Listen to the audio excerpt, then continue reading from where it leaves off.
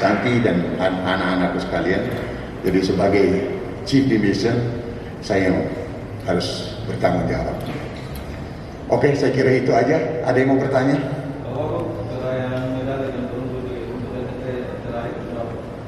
Kita baru 1 emas, 1 perak, 1 perunggu. Itu dari ini. Dengan kriket besok pulang. Jadi kita dapatnya perak itu dari perunggu, dari kriket, kemudian perunggunya wusu, dan kemudian emas dari Muay Thai.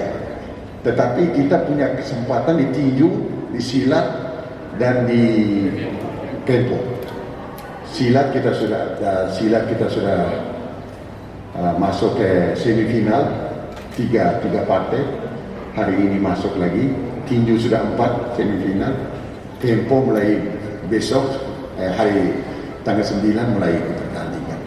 Itu dengan renang. Jadi memang sebenarnya jemputan resminya itu nanti tanggal 17 resmi. Secara resmi kita sudah pertemuan di sana bahwa bagi atlet-atlet yang pulang lebih dulu silakan dikoordinasi dengan cabornya masing-masing, kita cabur. Tetapi kemarin saya juga telepon ke Kadispora untuk menjemput dan sudah datang ke sana. Tapi kebetulan ada Pak Angga punya teman-teman namanya Laskar Timur. Mereka merasa senang ya datang jemput itu. Datang jemput, maka apa yang dipersiapkan oleh Pemda, Pak Angga bilang sudah, Bapak ini ada teman-teman saya yang sudah menyiapkan, kami keliling kota dan kemarin mereka keliling kota ini dengan Laskar Timur itu. Jadi perhatian pemerintah, saya kira kami perhatian benar, harus perhatian. Kenapa kemarin itu sebenarnya bukan resmi kita jemput secara resmi. Jemput secara resmi itu adalah nanti tanggal 17. Tetapi kalau kita atlet yang sudah main kemudian tinggal di Jayapura, maka itu harus ditanggung oleh panitia. Panitia tidak tanggung lagi, ditanggung oleh kita. Tapi kebetulan Pak Angga dan manajer dan Santi bilang, Bapak kami mau pulang, ya silakan. Tapi tanggal 17 jangan lupa, tanggal 17 kita akan terima secara resmi. Gitu Pak. Bapak bentuk apakah ada apresiasi untuk atlet, khususnya atlet yang berprestasi? Bagaimana? Apresiasi dari Pemkot? Oh harus ada, pasti ada. Pasti. Berupa apa Bapak? Ya, nanti tanggal 17 bos. Jangan. Saya ambil contoh begini aja satu. Ya, ini pribadi. Tapi dari pemerintah ini tanggal 17. Secara pribadi kemarin Pak Gubernur sudah menawarkan ke Ali untuk beasiswa kuliah.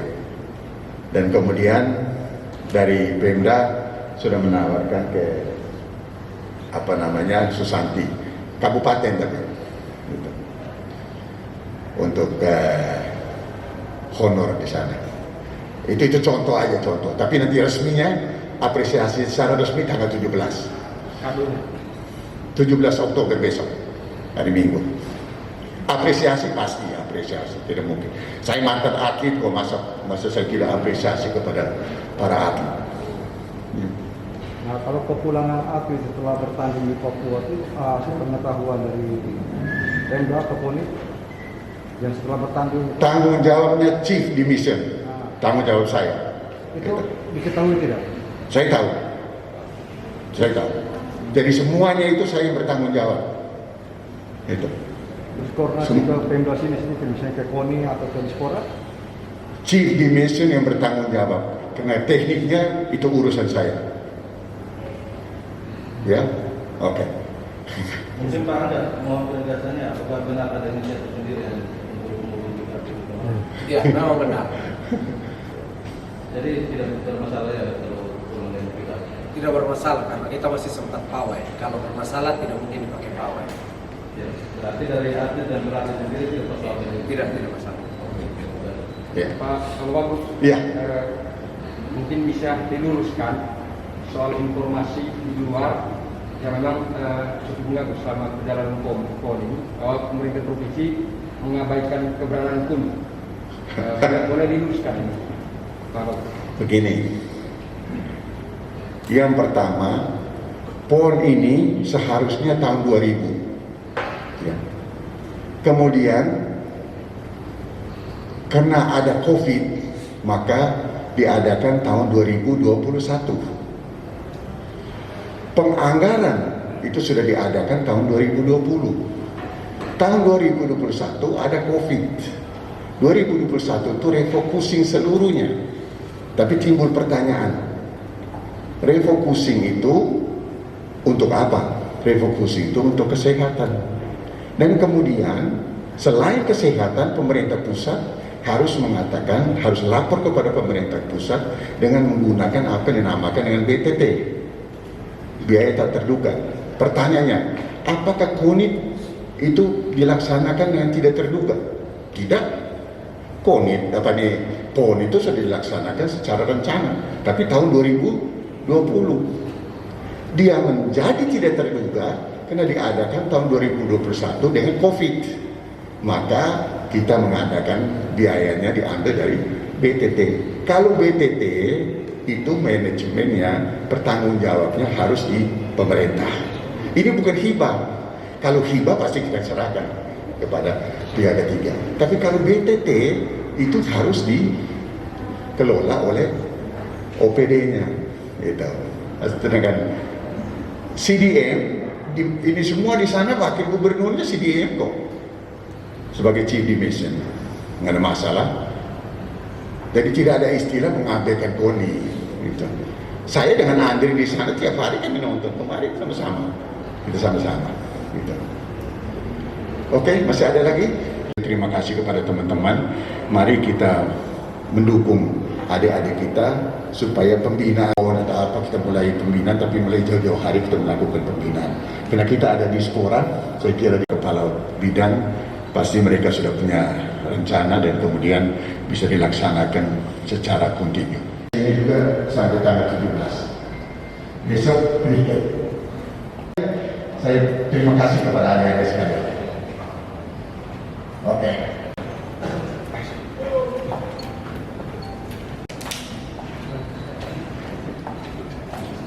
Dengan saya dong masa kawin foto. Masa bapaknya tidak dia.